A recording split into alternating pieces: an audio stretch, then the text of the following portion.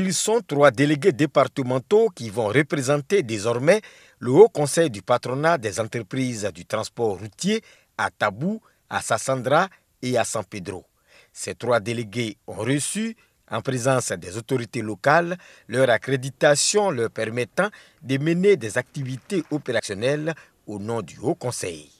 À partir d'aujourd'hui, le don est fini. Nous partons sur une nouvelle base. Nous organisons le secteur des transports avec un nouveau comportement, un nouveau départ pour pouvoir arriver loin. C'est l'aboutissement de tant d'années d'efforts pour organiser les transporteurs de la région de Basse-Sassandra en une entité unique, par département, pour pouvoir avoir une autorité unique. Donc vraiment, nous sommes plus heureux qu'eux-mêmes les transporteurs. À travers ce lancement des activités des délégations départementales, Diaby Ibrahim, directeur général du Haut Conseil du patronat des entreprises du transport routier, exhorte les acteurs à s'engager sur le chemin de la professionnalisation du secteur des transports. Nous avons dit qu'il faut que nous puissions adopter des comportements d'ordre civique et que nous soyons des citoyens qui nous mettons dans le dispositif du développement de notre pays, tel qu'engendré par le président Alassane Ouattara. Rigueur, honnêteté, transparence, courtoisie, souci d'entreprise, souci de devenir grand.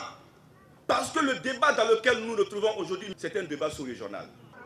Le débat n'est pas un débat de syndicalistes, c'est un débat de professionnels du transport. Le directeur général du Haut Conseil du patronat des entreprises du transport routier a saisi l'occasion pour se rendre dans des gares routières pour sensibiliser les usagers sur la menace de la Covid-19 qui plane toujours. Je constate que vous voyagez mais vous n'êtes pas protégé. Vraiment, je voudrais vous encourager à ça. Puis la question de la distance, tout ça, c'est des choses que vous devez observer. Ce sont au total 107 délégations du Haut Conseil du patronat des entreprises du transport routier qui sont installées sur toute l'étendue du territoire national.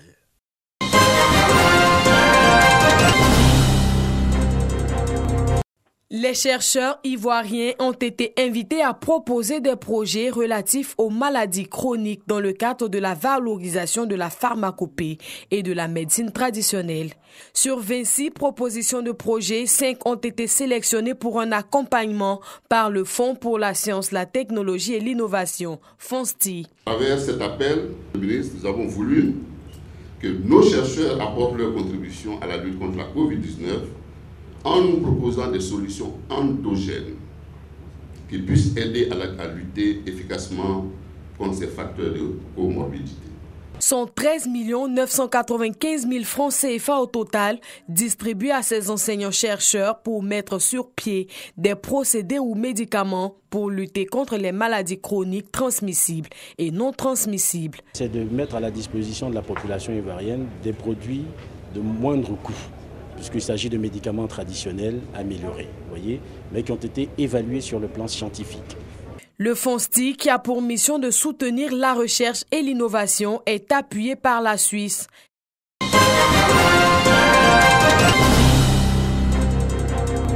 Pendant 3 jours, des sujets d'actualité d'ordre économique et social ont été développés par les doctorants de l'UFR, des sciences économiques et de développement de l'Université Alassane Ouattara de Bouaké. Je viens de soutenir ma thèse en sciences de gestion sur le thème le rôle modérateur de la justice organisationnelle perçue dans la relation entre la motivation des services publics et l'implication organisationnelle des enseignants du secondaire public ivoirien. Nos résultats montrent que les enseignants sont sensibles à la manière dont leurs supérieurs les traitent. À cette 4e session de soutenance de thèse, des doctorants pour la plupart déjà en fonction, une innovation au sein de cette institution. Nous pensons enrichir notre administration publique. Et nous pensons que, contrairement à ce que certains peuvent penser, notre fonction publique a besoin de docteurs dans tous les domaines, dans toutes les disciplines. Et ce sera un enrichissement, ce sera quelque chose d'important pour notre administration. Maferima Bamba en est un exemple palpable.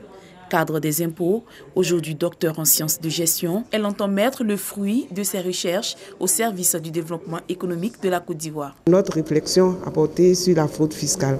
Comment on peut amener le contribuable à payer librement ses impôts? Je peux aller encadrer des jeunes gens compte tenu de mon expérience à la Direction générale des impôts, mon expérience en tant que collaborateur avec l'Ordre des experts comptables, je peux apporter quelque chose aujourd'hui au niveau de la Côte d'Ivoire.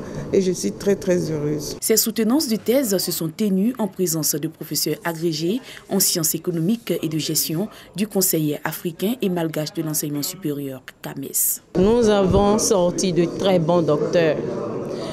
Ce qu'il faut reconnaître est ceci. Avant de venir présenter devant un jury, un travail de fond est fait.